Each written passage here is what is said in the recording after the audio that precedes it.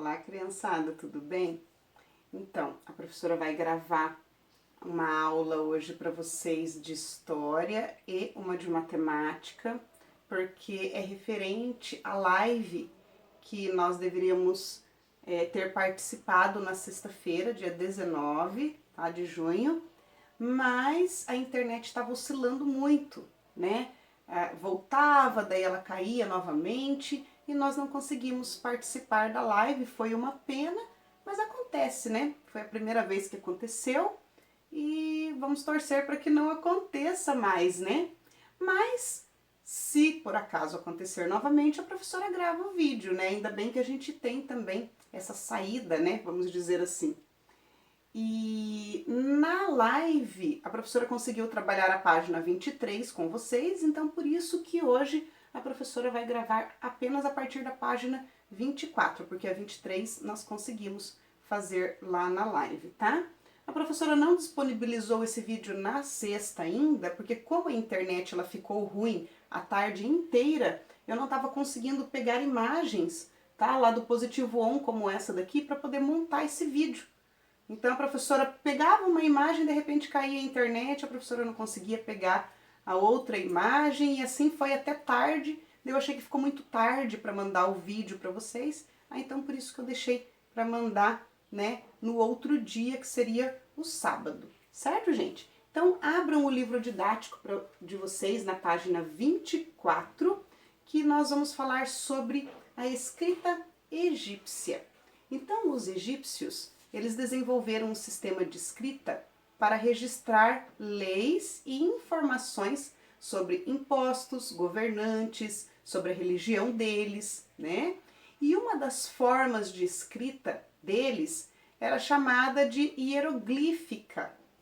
Poucos egípcios sabiam ler e escrever. Apenas o rei, a família desse rei, os sacerdotes e os escribas tinham esse conhecimento, tá? Da escrita. E quem eram os escribas? Os escribas, eles tinham esse nome, né? Porque eles registravam as informações, como a professora disse para vocês, sobre os impostos a serem pagos ao faraó, né? Que a população da época tinha que pagar impostos ao faraó, sobre a vida do faraó e sobre os textos considerados sagrados, tá? Então, vocês também têm aí na página 24 de vocês a parte "Você sabia?", que tem esse casco aqui da tartaruga, e a professora vai falar para vocês um pouquinho sobre essa curiosidade aí do casco da tartaruga. Então, entre 3.400 e 2.900 anos atrás, os chineses também desenvolveram um sistema de escrita próprio. Os vestígios desse tipo de escrita foram encontrados entalhados em osso e na parte ventral dos cascos de tartarugas, tá? Esses itens eram usados pelos sacerdotes chineses em rituais religiosos. Então, eles escreviam aqui o que eles iriam utilizar nos rituais religiosos, tá? Nesse casco da tartaruga aqui, para eles poderem utilizar nesses rituais. Tá? E aqui, como a professora tinha mostrado para vocês, eram os escribas egípcios, tá? Eles ficavam nessa posição, aí aqui eles colocavam, né, o papel que eles utilizavam na época, que nós já vamos estudar também, a professora já vai mostrar para vocês como que era feito esse papel aqui, tá? E aqui eles ficavam sentados nessa posição, com as pernas cruzadas e escrevendo aqui sobre as leis, né, sobre os impostos, sobre a religião, tá? Para poder ficar guardado e passar de geração em geração, certo? Lá na página 25, tem ali, ó, "Você sabia que para escrever os egípcios utilizavam um tipo de papel chamado de papiro? O papiro era feito com o caule de uma planta de mesmo nome, que crescia às margens do rio Nilo", porque eles moravam ali, né, às margens do rio Nilo, e tinha essa planta aqui que se chamava papiro. Então eles pegavam o caule da planta, aí o que que eles faziam? Eles cortavam em tiras bem fininhas e deixavam de molho na água por vários dias. Depois eles pegavam essas tiras e entrelaçavam elas aqui, ó, tá? E faziam como se fosse uma malha. Eles iam entrelaçando, passando uma por cima, uma por baixo, aí fazia aqui, sei lá, um quadrado ou um retângulo. Depois eles pegavam uma prensa e colocava esse papel no meio, prensava e ali deixava também por vários dias, tá? Aí quando eles abriam, já tinha praticamente secado e essas fibras já teriam grudado bem uma na outra e se transformado no papiro que eles utilizavam para poder fazer, né, as escritas daquela época. Esse daqui, ó, é um fragmento de papiro encontrado há aproximadamente 250 anos. Nesse suporte estão registrados em forma de hieróglifos mais de 700 indicações de remédios. Então, o que eram hieróglifos? Eram os símbolos que eles utilizavam para formar as escritas deles. Certo, gente? Na página 26, nós tínhamos algumas atividades para resolver referente ao conteúdo que nós estudamos tanto no que a professora explicou agora como nas aulas passadas, tá? Então tem ali, ó, lápis na mão. De acordo com seus estudos, em quais locais foram encontrados vestígios de antigos registros escritos? Então, quais foram esses lugares? Nós estudamos que foram encontrados na Mesopotâmia, no Egito e na China. Na China, ali nos cascos de tartaruga, que foi o que a gente viu ali por último, certo? E o número 2. De acordo com esses vestígios, que informações eram registradas por meio da escrita? O que eles escreviam no papiro? O que eles escreviam no casco da tartaruga? Ó, eram registradas informações sobre quantidade de alimentos, né, que nós vimos ali na parte da live que nós conseguimos participar, né, na sexta-feira, que eram registradas quantidade de alimentos, impostos, leis, história dos reis e assuntos religiosos, tá? Se vocês quiserem colocar com as palavras de vocês, vocês também podem colocar, tá? Se quiserem dar uma pesquisada ali para relembrar, todas essas respostas aqui tem no texto, certo? Mas também podem estar colocando aqui como a professora está mostrando para vocês. Aí no exercício 3, complete os quadradinhos formando a resposta correta para cada item. Nome da escrita feita em tabletes usada na Mesopotâmia. Então, essa escrita, como nós conseguimos ver até na live, o nome dessa escrita era cuneiforme, tá? E a letra B, nome de um tipo de escrita usada no Egito Antigo. A professora acabou de falar para vocês que era os hieroglíficos, tá? Mas aqui, como não cabe hieroglíficos, nós vamos colocar hieroglífica, tá? Que era o nome da escrita. Então, é a escrita hieroglífica, certo, gente? Ainda na página 26, o último exercício, o exercício 4. Marque X na ilustração que representa como eram realizadas alguns dos primeiros registros escritos. Então, um dos primeiros registros escritos eram na argila, tá? Que eles usavam a cunha, né, para escrever na argila, ou eles usavam o rolo. Lembra que tinha algumas figuras, algumas imagens, né, representando escritas nesse rolo? Eles passavam esse rolo em cima da argila para deixar gravado ali o que eles pretendiam deixar para as próximas gerações. Então, nós vamos marcar X nessa daqui, certo? Aqui já tem o papel, né? Eles estão utilizando o papel, mas antes do papel, eles utilizavam aqui a argila, certo, gente?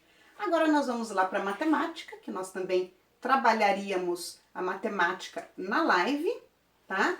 Página 37 de matemática. Então, peguem o livro didático aí de vocês, de matemática, e abram na página 37. Nessa página 37, a professora vai ler um pedacinho e vai explicar para vocês, tá? Vai uma história aí? A leitura é uma atividade que nos modifica em muitos sentidos. aprendemos palavras novas e significados novos para essas palavras que a gente aprende, né? Conhecemos que outras pessoas pensam e sentem e também descobrimos diferentes modos de encarar a vida em lugares distantes ou mesmo bem próximos de nós. Um livro com uma boa história liberta nossa imaginação, tá? Então nós estamos lendo esta parte aqui. Então, quem que não gosta de um bom livro?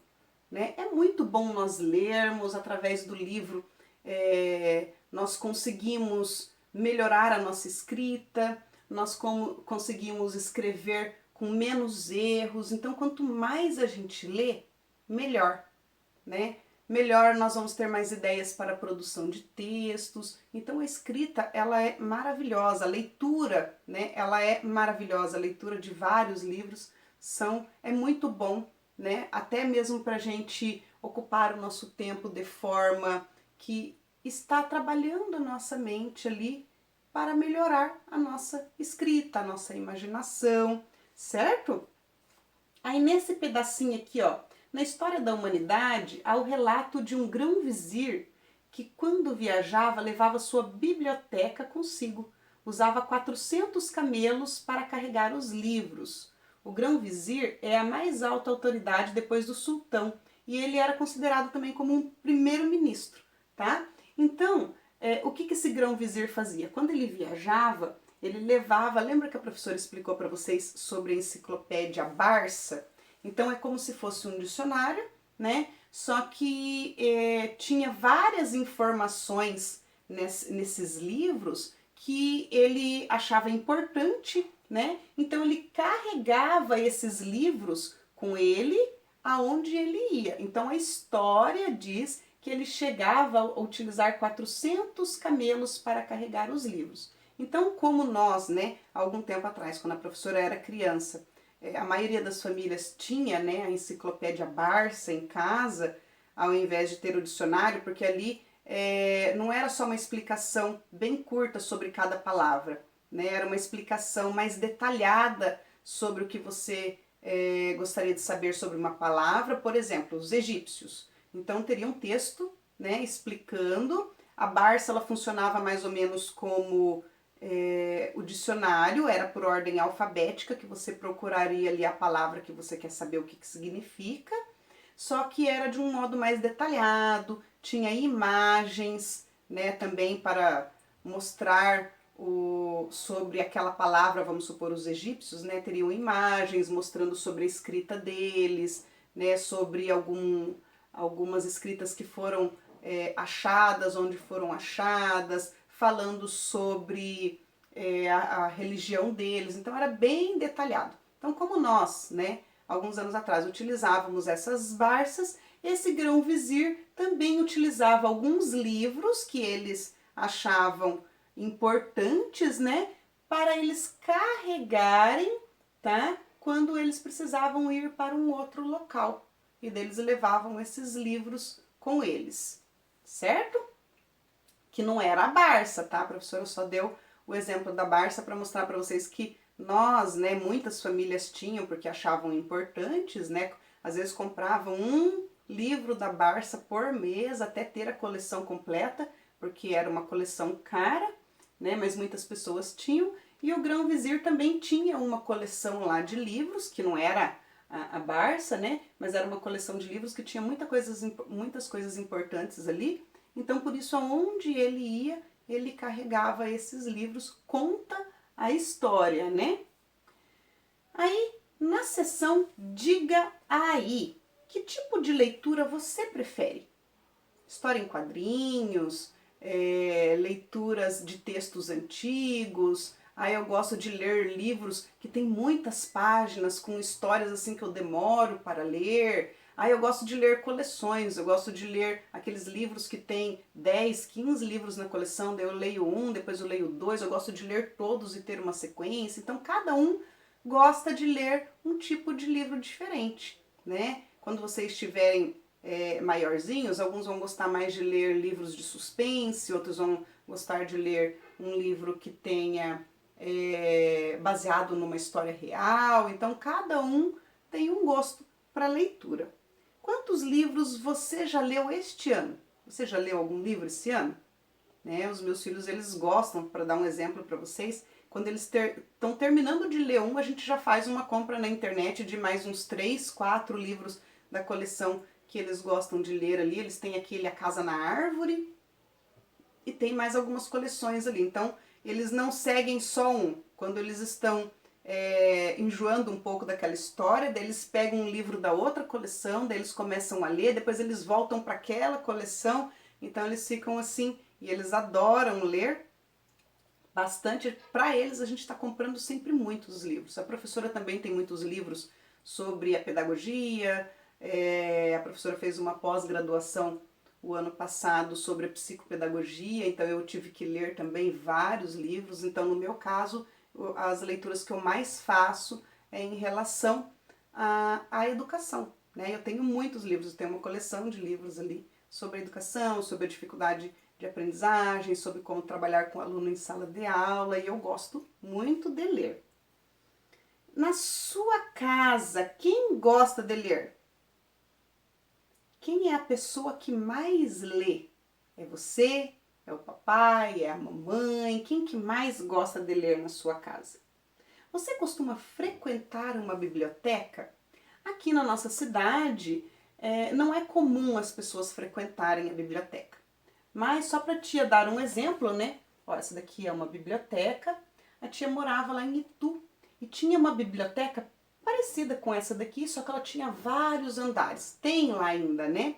Então, a gente entrava em um desses corredores aqui e tinha carteira com as cadeiras, né? Como tem na escola, só que as carteiras eram um pouquinho maior.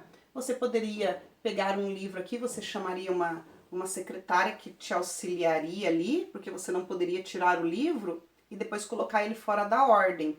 Então você pediria para uma secretária, ela vinha, pegava o livro que você gostaria, aí sentava ali e ficava lendo. Aí ali a gente fazia pesquisa, porque quando a professora ela era criança ainda não tinha o computador e a internet, né? Então sentava ali numa mesinha, pesquisava sobre o livro, escrevia o que eu queria sobre aquela pesquisa para poder levar para a professora. E ali não podia ter barulho. Se eu fosse com alguma amiga ou algum amigo ali fazer a pesquisa e a gente começasse a trocar ideia, as pessoas já faziam shhh, que tinha que ser silêncio total para que as pessoas conseguissem se concentrar ali na leitura e fazer as atividades delas ali, que a maioria eram estudantes que iam ali para poder pesquisar e fazer as atividades da escola, tá?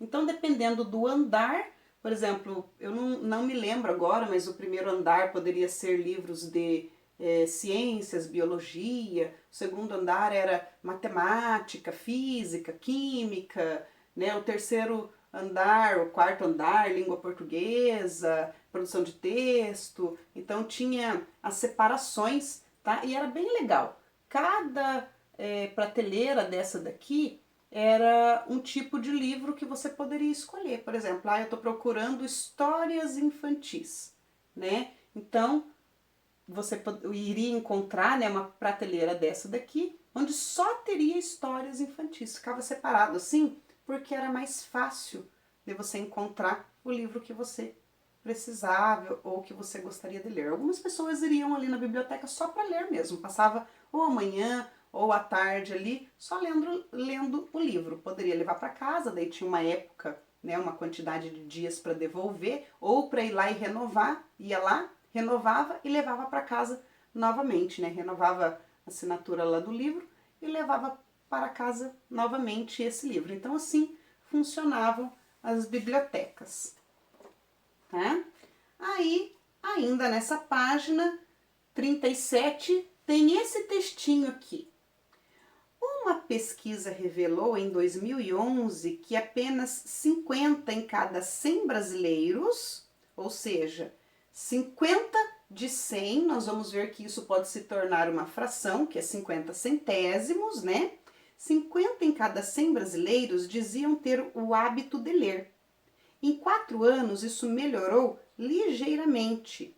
Em 2015, outra pesquisa feita com 5.012 pessoas de 5 anos ou mais, em diversos municípios brasileiros, revelou que 56 em cada 100 brasileiros, ou seja, pouco mais da metade, afirmavam ter o hábito da leitura. E 77 em cada 100 brasileiros afirmaram que gostaria de ter lido mais. Foram consideradas leitoras as pessoas que leram pelo menos um livro nos últimos 3 meses. Veja o que disseram os brasileiros que não têm esse hábito.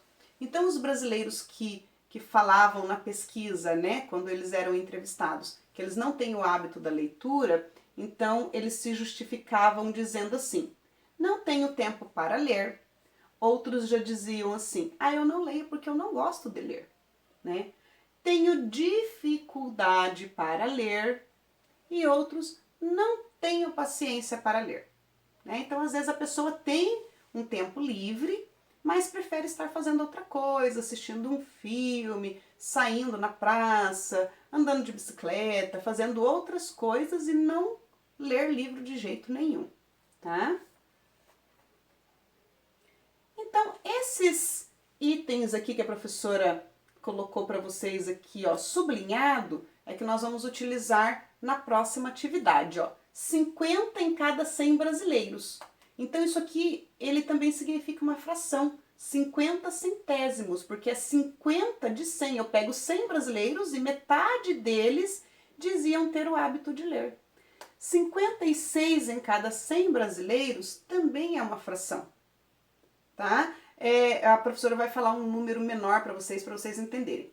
Eu parti o bolo em 4 e peguei um pedaço. Então, eu peguei um de 4 pedaços que tinha. Eu peguei 1/4.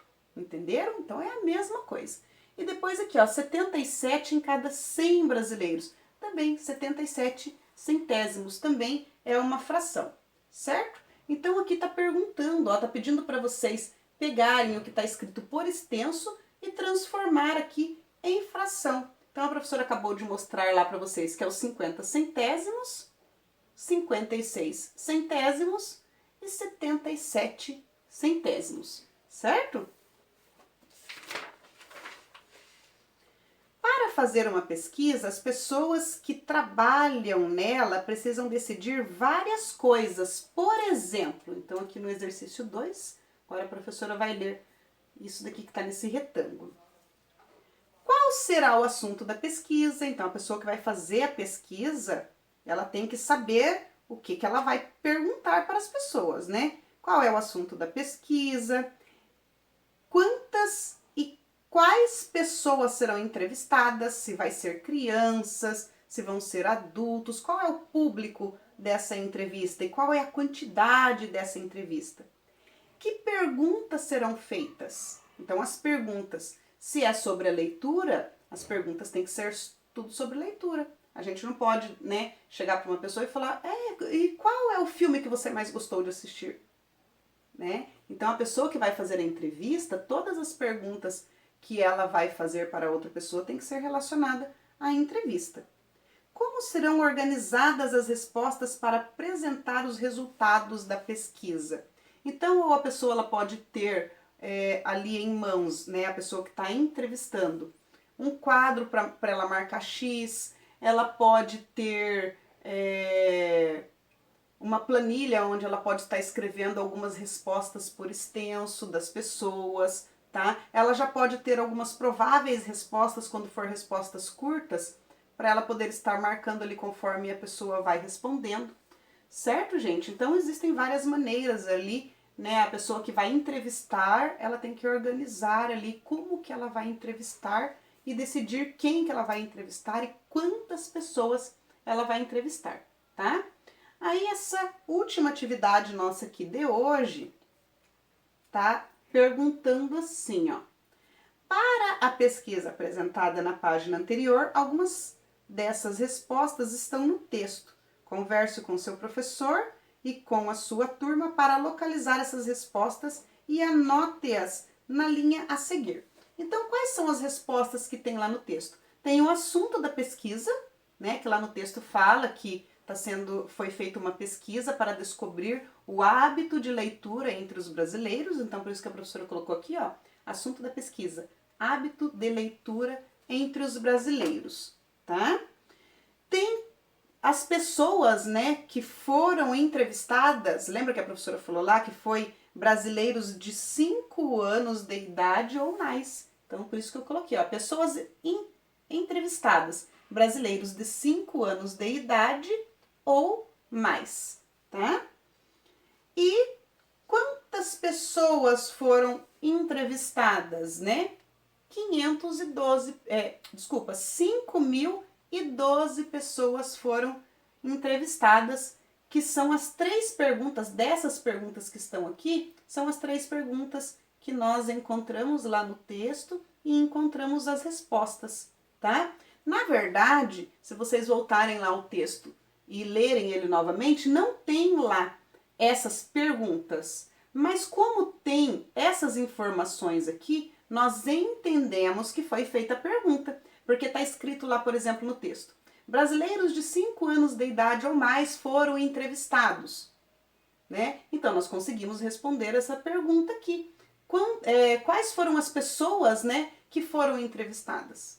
Então, nós conseguimos responder a essas questões que estão aqui, mesmo não tendo essas perguntas lá no texto, né? Não tem a pergunta lá, quantas pessoas foram entrevistadas? 5.012, mas tem essa informação, 5.012 pessoas foram entrevistadas. Então, por isso que nós conseguimos responder essa pergunta aqui, quantidade de pessoas que foram entrevistadas.